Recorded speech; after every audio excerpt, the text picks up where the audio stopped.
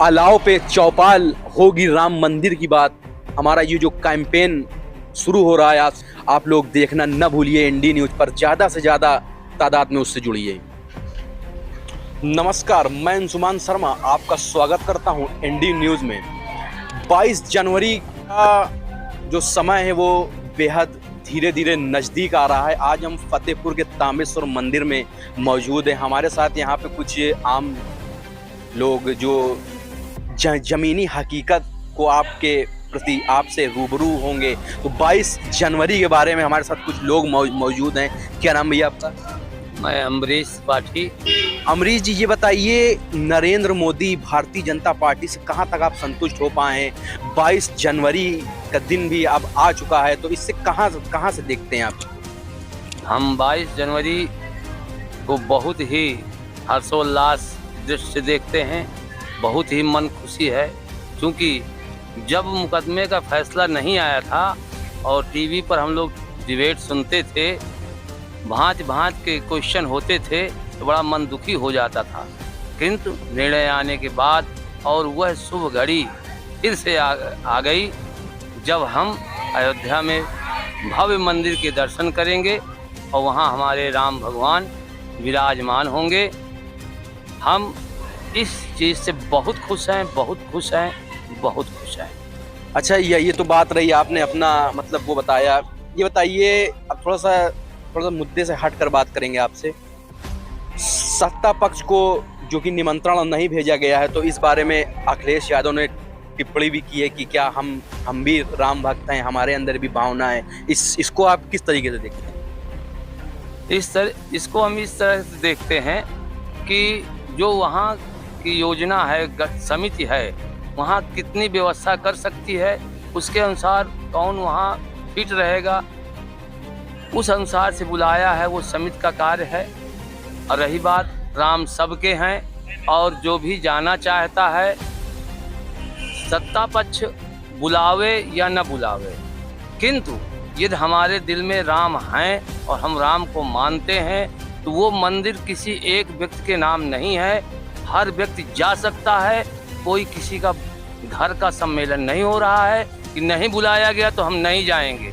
राम के पास जा रहे हैं, ना कि हम सत्ता पास या मोदी जी के पास या योगी जी के पास नहीं जा रहे हैं। वो राम का मंदिर है और राम सबके हैं। ये जिसके भी दिल में हो वो जा सकता है।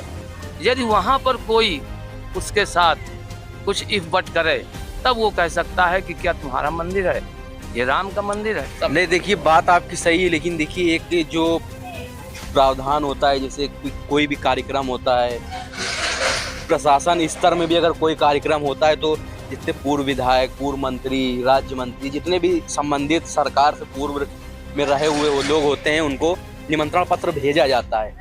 जहां आप ये बात कह रहे हैं कि किसी के, मान लीजिए, आप ये कह रहे हैं ना, किसी के मान लीजिए घर का प्रोग्राम नहीं है। हाँ, किसी के घर का प्रोग्राम नहीं है, राम का के मंदिर का प्रोग्राम है, जिसकी लड़ाई 500 साल से चल रही है, कि लाखों व्यक्ति मरे हैं उसमें, इस मंदिर को के लिए, भगवान राम विराजमान के लिए।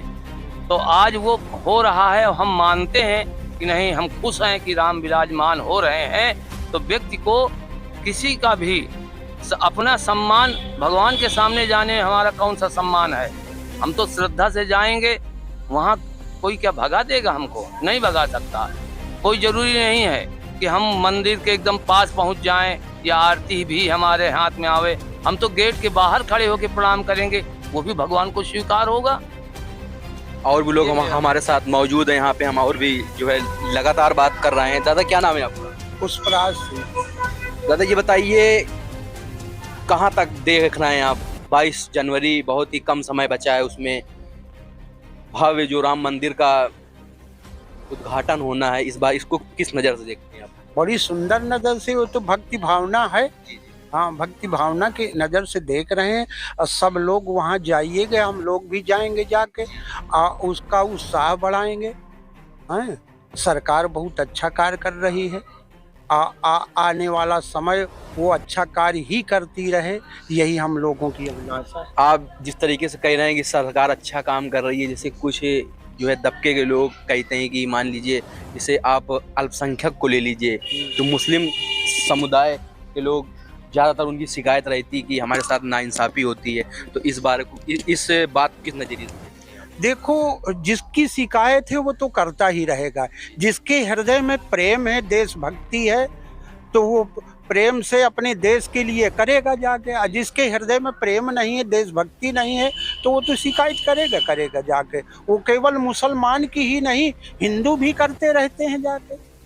अच्छा, ये बताइए, जैसे मान लीजिए एक योगी सरकार ने एक जिसे आप एक तरीके से चाहे आप दहशत कह लीजिए, मुस्लिम समुदाय के लोगों को ये बहुत शिकायत रहती है कि भाई अगर हमारे घर में कोई भी कुकर्म कर देता है या कोई भी विवाद से कि किसी भी प्रकार का कोई भी आपराधिक मामला दर्ज होता है तो उसमें हम लोगों का क्यों दोष है। घर जैसे घरों में बुलडोजर लोग चलवा देते हैं, तो ये किसी हिंदू मुस्लिम का नहीं, सभी के साथ यही हो रहा है।